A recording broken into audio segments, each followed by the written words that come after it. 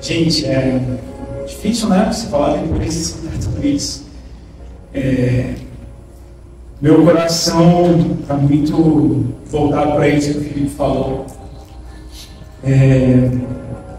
Durante algum tempo, Deus tem ministrado algo no meu coração e vai muito de encontro a isso que a gente ouviu o Felipe falar hoje. E eu espero que essa palavra seja muito edificante para vocês. Amém? Nós somos participantes da eternidade. Isso é uma das coisas que queima no meu coração. Às vezes a gente deixa de pensar na eternidade na igreja. A gente não fala da eternidade. Mas toda essa preocupação que a gente falou aqui, que o Felipe falou, sobre nós sermos uma igreja fiel, com o coração voltado para Deus, essa preocupação de viver um evangelho verdadeiro. Por quê? Porque nós estamos saindo para um lugar que é eterno. E eu não quero perder isso. Não quero que os meus olhos se percam disso. De pensar na eternidade. E nesses dias eu tenho entendido algumas coisas, que nós não só somos participantes da eternidade, mas nós somos participantes ativos da eternidade. Nós não vamos ficar tocando harpa pela eternidade, como a ilustração do anjinho, nem perto disso. Nós vamos trabalhar, nós vamos agir, nós seremos ativos na eternidade. Amém? E isso precisa queimar no nosso coração. A igreja precisa queimar por isso. Esse zelo que nós estamos falando aqui é o zelo da eternidade. Na eternidade não vai ter espaço para nenhum desses tropeços. É óbvio que a gente não vai ser perfeito aqui, mas nós temos que chegar o mais perto possível de uma vida de adoração, de devoção. Amém? Eu almejo, gente, com todo o meu coração, viver o dia que Deus vai limpar as nossas lágrimas. O dia que a gente não vai mais passar por nenhuma aflição, gente. Isso queima no meu coração. Você consegue imaginar esse dia? Você consegue imaginar o dia que você não vai mais chorar? Você consegue imaginar o dia que você não vai mais ter dúvida? Você consegue imaginar o dia que não vai mais ter dor? Que você não vai mais deitar na cama e não conseguir pegar no sono porque você vai ficar pensando no dia seguinte como que eu vou ganhar dinheiro? Como que eu vou cuidar da minha família? Como que eu vou reconstruir minha família? Vocês já imaginaram que um dia isso vai acabar? Não é maravilhoso você pensar nisso? Gente, isso é uma coisa que queima no meu coração e eu falo para vocês que eu preciso me esforçar muito para não descontrolar, porque assim, isso é uma coisa que realmente queima no meu coração. A eternidade queima no meu coração e eu quero compartilhar um pouco disso. Quero que vocês voltem queimando para casa. Amém? E todos nós passamos por aflições, todos nós temos angústias, mas nós não podemos deixar de entender que nós somos participantes da eternidade e que nós vamos viver algo eterno aos pés do Senhor. Não é maravilhoso isso, gente? E uma das coisas que eu penso sobre isso, e que é o ponto principal dessa palavra, é a salvação. E eu quero falar sobre salvação da confissão de fé, né? A gente fala sobre você ser, quando você tem acesso a Deus, é quando você aceita Jesus como Senhor e Salvador. E eu tenho pensado muito nisso nesses últimos dias, e é isso que eu quero compartilhar com vocês, né? A confissão de fé. Quero que vocês abram lá em Romanos, capítulo 10, versículo 9. Essa é a palavra que a gente chama de confissão de fé, né? Amém? Romanos, capítulo 10, versículo 9. Eu vou ler. Se você confessar com a sua boca que Jesus é Senhor e crer em seu coração que Deus ressuscitou dentre os mortos, você será salvo. Eu vou ler mais uma vez. Se você confessar com a sua boca que Jesus é Senhor e crer em seu coração que Deus ressuscitou dentre os mortos, você será salvo. E parece um pouco simples, né? Parece uma coisa simples. Eu creio, eu confesso e eu sou salvo.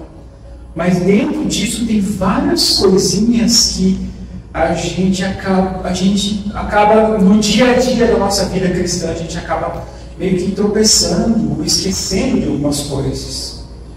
A gente esquece um pouco desse culto racional, a gente esquece um pouquinho de quem é esse Senhor. Eu quero falar um pouquinho sobre o culto racional, mas ele ser o Senhor e Salvador, a gente meio que transformou isso num versículo, né? Se você confessar Jesus como Senhor e Salvador, você será salvo. Mas não tem esse versículo na Bíblia, né? Mas Ele é Senhor e Ele é Salvador. E será que a gente sabe deixar Deus ser Senhor da nossa vida? Será que Ele é Senhor mesmo? Às vezes eu me pego pensando que eu faço muitas escolhas e aquela que dá certo é a que Deus queria. Cara, eu estou reduzindo Deus a isso. Isso é tão errado, é tão pobre, tão tosco, que na verdade eu deveria repensar se isso é o cristianismo. Eu escolho, eu faço cursos, eu escolho uma carreira, eu faço várias coisas, não deu certo. Ah, não era de Deus. E aí eu faço uma coisa e dá certo. Isso era de Deus. Será que o que dá certo realmente é de Deus? Será que o que dá errado realmente não era de Deus? Será que Deus não é soberano para usar tudo que é certo e o que é errado para cumprir o propósito dele na nossa vida? Isso me preocupa demais, gente. Isso me deixa, às vezes, angustiado. E eu sei que vocês também ficam angustiados. Eu sei que eu não estou falando sozinho aqui, porque a gente conversa, a gente se encontra, né? Já conversei com muitas pessoas aqui dentro e eu sei que existe essa aflição no nosso meio. A gente não sabe para onde ir, a gente dá tiro para todo lado em algumas coisas. E de repente a gente se sente assim, cara, por que não está dando certo? E eu me sinto angustiado, me sinto perdido. Só eu me sinto perdido, gente? Meu Deus, é terrível. E às vezes parece que é uma coisa que não combina você dizer que é cristão e se sentir perdido. Parece que é uma coisa ilógica.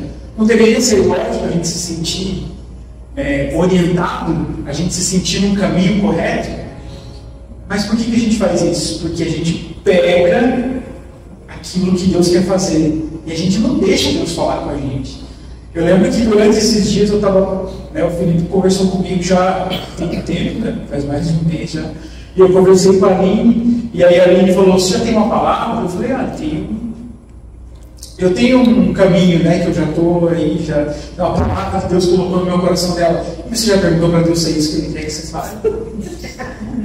Quem conhece a gente sabe que é bem direta já, mas é verdade, gente. Porque às vezes o que a gente se sente confortável em pensar, em fazer, a gente acha que é de Deus. E será que é assim mesmo? Né? A gente pega Jeremias. O que aconteceu com Jeremias? Jeremias falou, se vocês querem sobreviver, vocês precisam se entregar como rei dos caldeus. E ele vai levar vocês presos. Mas é lá que está o propósito de Deus. O que fizeram com ele? Esse cara é louco.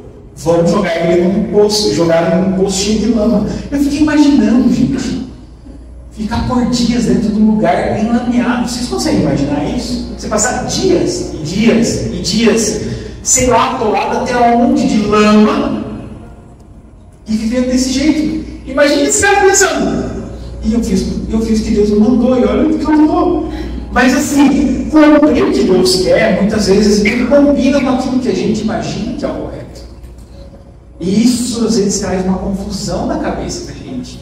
E aí quando a gente vai para Romanos 12, um pouquinho para frente, Romanos 12, versículo 1 e 2, aí o que a gente vê Paulo falando? Portanto, irmãos, rogo pelas misericórdias de Deus, que se ofereça um sacrifício vivo, santo e agradável a Deus. E esse é o culto racional de vocês. Não se amoldem ao padrão desse mundo, mas transformem-se pela renovação da sua mente, para que sejam capazes de experimentar e comprovar a boa, agradável e perfeita vontade de Deus. Tem duas coisas que me chamam muita atenção nesse versículo. A primeira delas é o culto racional. A gente tem uma confusão dentro da igreja, que é o que é racional e o que é emocional. Ah, não. Não gosto daquela igreja que fica tocando uma musiquinha. Tocando uma musiquinha no fundo, que é para manipular a emoção das pessoas. Ah, mas você viu aquele pastor explicando tudo super racional? Pô, não tem espaço para o espírito. Cala a boca, tá bom.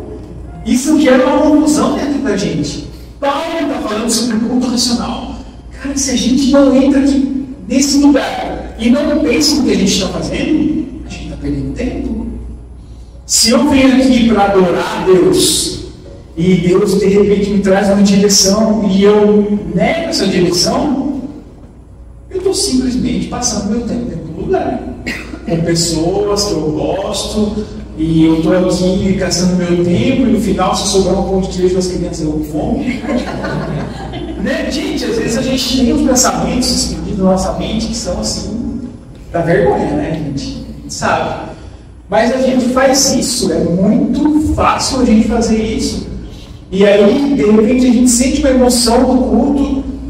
Não, mas eu não vou deixar essa emoção para frente, porque eu não posso ser emocional, eu preciso ser racional. E de repente eu sou racional e de repente você sente uma emoção. Olha o nível de confusão que a gente traz para dentro da igreja, gente. Como que Deus vai ministrar na sua mente, no seu coração, no seu raciocínio, se tem esse emaranhado na sua cabeça? A gente precisa aprender a perguntar para Deus o que Ele quer. E isso é uma coisa, parece fácil, né? Parece um discurso clássico dentro da igreja. Mas, cara, é tão difícil fazer isso. Eu não sei para vocês, mas para mim é difícil. É difícil quando eu tenho que tomar uma decisão e eu pergunto para Deus algo e Ele não responde. Por que você não responde? Você fala na Bíblia que você responde porque você não responde. E aí a gente age como o rei Saul, né? Que Samuel pediu espera que eu vou chegar no final de tal dia. E ele foi lá e agiu como rei, como sacerdote. Ele quis agir como Jesus. E ele era só um rei, ele não era um sacerdote. E ele pisou na bola e ali ele perdeu o reino dele. E quantas vezes a gente perde aquilo que Deus depositou na nossa mão, gente? É muito fácil perder o que Deus coloca na nossa mão, é ou não é? Isso é muito fácil. E aí eu quero passar para outra palavra, né, sobre Jesus ser Senhor e Salvador. E esse é o meu foco principal nessa palavra, que é Jesus como Salvador, que é o acesso a essa realidade que nós estávamos falando. E eu quero falar um pouco sobre essa salvação, porque durante a minha caminhada como cristão, esse ano eu completo 30 anos de convertido. 30 anos que eu sou salvo, e isso é um motivo de muita alegria. 30 anos eu me lembro muito bem disso, porque eu me converti no ano que o Brasil foi tetra. Eu me converti no ano que o Ayrton Senna morreu. Eu lembro disso. Eu lembro de ver o Brasil ser tetra aqui na igreja. Né? Sair assim, tipo, vou traçar para a igreja, sem correndo. Né? Então, assim, novo convertido, todo feliz, né?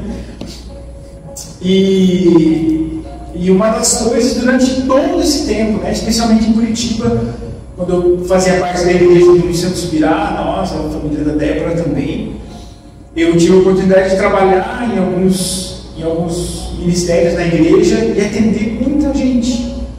E uma das coisas que me intrigava era você conversar com as pessoas, atender as pessoas, e a maioria delas não ter certeza da salvação. Cara, isso para mim é assustador dentro da igreja. O Filipe falou sobre isso no domingo passado. As pessoas estão dentro da igreja e elas não têm certeza se elas são salvas. Agora eu quero que você pense no seu lugar. Qual a certeza que você tem da tua salvação? Eu não estou perguntando aqui se você crê que você perde ou não perde salvação. Não é esse o assunto. Eu estou perguntando para você o seguinte: qual é a certeza que você tem que você é salvo? Você sai daqui hoje e a sua vida é ceifada de fora. Você tem certeza que você é salvo? Você tem certeza que você vai viver a eternidade lá do Pai? Isso é uma pergunta muito importante. Faz parte do culto racional. Eu não posso encarar isso com emoção, tipo, vai dar tudo certo. A gente faz muito isso. Vai dar tudo certo. Jesus vai salvar a gente, mas ele não salvou. E aí? Qual a certeza que você tem? Eu quero que você leve essa pergunta para você nessa noite. Não estou colocando culpa sobre você. Estou colocando uma pergunta de extrema importância. Como que nós estamos na igreja e temos dúvida da nossa salvação? Isso é uma coisa muito importante, gente. E eu estou falando isso porque eu, como cristão, entendo que não pode haver espaço para isso. Eu não estou sendo arrogante, nem querendo exigir que a gente seja ou não seja algo. Mas, cara, Jesus morreu na cruz por mim.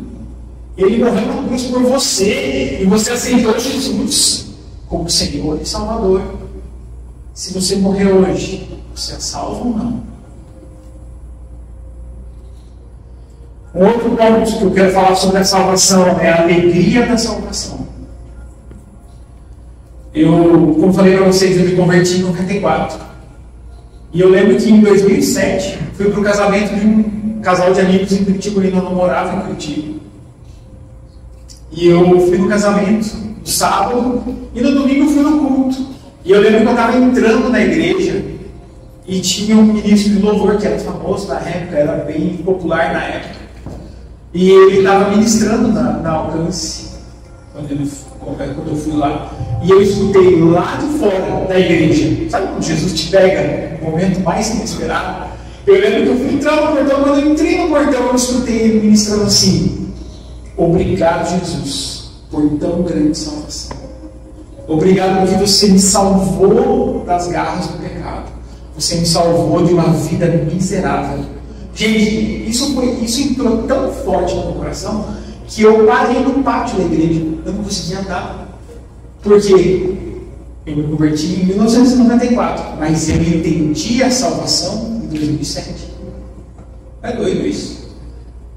A gente entender tanta coisa assim. Eu não me sinto culpado por isso. Aliás, nós não temos que nos sentir culpados por entender algumas coisas depois de um certo tempo. A nossa caminhada é progressiva dentro do caminho de Deus. Nós vamos de glória em glória. Amém? Nós vamos de degrau em degrau. Então, a melhor ilustração que tem de glória em glória é o monte e o vale. O monte é a conquista, o vale é a dificuldade. Essa é uma ilustração clássica também dentro do caminho de Deus. Nós passamos pelos vales, nós passamos pelas dificuldades, e de repente chega o momento que você subiu o monte. Você vai subir e você vai ter o seu momento de tocar a glória de Deus. Amém, gente? E aí você se alegra com isso. E eu, até aquele momento, eu não entendia isso. E eu lembro que eu nem consegui prestar atenção no ponto que ele tinha, porque eu fiquei pensando assim: cara, eu sou salvo. Eu sou salvo. E isso sim, eu acho que eu estava quase evangelizando as pessoas do lado. Eu sou salvo. Eu sou salvo. Eu estava muito feliz, gente. Porque naquele momento eu tenho certeza que Deus, Ele me pegou e Ele depositou uma porção da alegria dele, que é a alegria da salvação.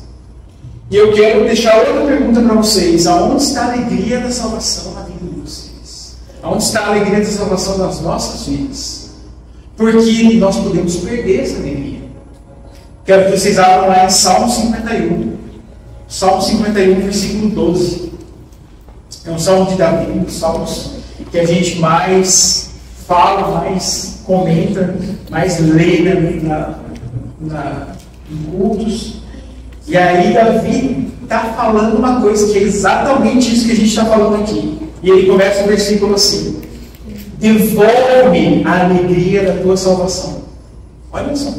Devolve-me a alegria da tua salvação e sustenta-me com o espírito pronto a obedecer.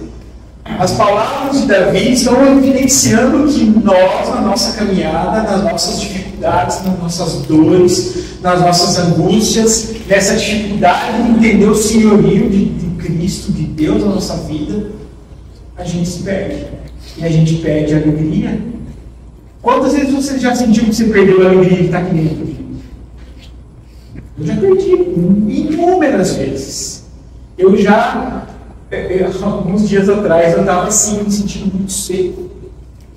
Seco, assim, de não chorar. Eu disse, Deus, quanto tempo eu não choro? Isso para mim, gente, não sei para vocês, mas para mim me preocupa. Quando eu não choro, eu já fico assim, meu Deus, é uma coisa muito errada, né? Porque eu sou um chorão profissional, gente. E aí eu não estava conseguindo chorar. Eu lembro que eu orei e disse, Deus, eu quero que o Senhor me ajude, eu preciso quebrantar no coração. E aí o que aconteceu? Eu peguei dengue.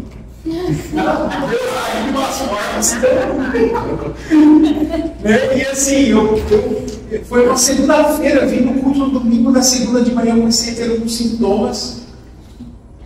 Era umas 11, 11h30 da manhã, quando foi 6 da tarde, eu estava me arrastando dentro de casa. E, gente, eu me sentia assim, tão esmagado, e aquilo me fez eu me sentir uma pessoa tão miserável. E o que aconteceu? Eu comecei a chorar. Chorei, e disse assim, meu Deus, que homem miserável, que eu sou. Literalmente, gente, eu estou abrindo o que passou pelo meu coração. Eu me senti um miserável, eu disse, meu Deus, cara, quanto tempo eu vou ficar com isso? Que 10 dias. 10 dias, gente, eu não desejo para ninguém passar por isso, porque é uma enfermidade terrível. Mas aí você vê o propósito de Deus. Ele usou essa dor para que as lágrimas vão da gente, porque eu chorei esses dias. Chorei, eu aproveitei e disse, Deus, beleza, se o Senhor quer fazer desse jeito, faz então, vai. E aí, gente, o depósito, né, de lágrimas voltou ao normal. E olha como Deus trabalha com a gente, né? Não é uma coisa estranha isso. Não é estranho a gente ver como Deus trabalha totalmente diferente daquilo que a gente tem de expectativa. Às vezes você pensa assim, eu vou me entregar diante de Deus, vou me ajoelhar e vou orar e vou chorar. E aí você se ajoelha e dorme, né, no meio da oração. Ou nunca aconteceu com vocês? Só eu que já dormi orando, desculpa. E esse processo, né, gente? Esse processo, todo é um processo de amadurecimento. Né? Nós entendemos esse caminhar, toda essa necessidade de resgatar essa alegria da salvação. Talvez nesse momento você está aqui, você nem sabia que você não estava mais alegre pela tua salvação. E eu quero dar essa oportunidade para você. Nós vamos orar hoje no final do estudo. E se você nunca sentiu a alegria da salvação, eu declaro em nome de Jesus que hoje Jesus vai pegar você. Amém. E você vai chorar feio. Que é bom chorar feio. É esquisito, mas é bom. E eu falo isso porque as nossas emoções, elas precisam ser equilibradas, o nosso racional precisa ser equilibrado. E Jesus sempre dá uma oportunidade para a gente. Amém? E a última coisa, eu quero finalizar com isso. Eu quero falar sobre a dor da salvação. Eu falei sobre a certeza da salvação. Nós temos a certeza da salvação. Sobre a alegria da salvação. E sobre a dor da salvação. Dor em que sentido? Eu lembro que antes da pandemia eu era uma pessoa e a pandemia afetou todos nós. Todos nós somos afetados e talvez a gente nem saiba o quanto que a pandemia realmente nos afetou. Talvez você nem tenha ideia do quanto isso nos afetou. Imagina quando afetou os nossos filhos que nasceram no meio disso. Talvez eles nem entendam o quanto que o mundo mudou nesse meio tempo. E o mundo se tornou um lugar muito mais individual, muito mais voltado para nós mesmos. Nós temos que nos cuidar. Eu preciso cuidar da minha vida porque eu posso morrer, eu posso espirrar perto de alguém, matar alguém pode espirrar perto de mim e eu vou morrer. É ou não é? Gente, a gente viveu uma noia por quase 2 anos. Meu Deus do céu, era uma coisa terrível. Eu não cheguei a pegar, mas eu fiquei assim, aflito. E o que aconteceu nesse meio tempo? Foi tirado do meio da igreja, isso é uma percepção minha, tá, gente? Isso é uma percepção minha, mas talvez vocês também tenham percebido.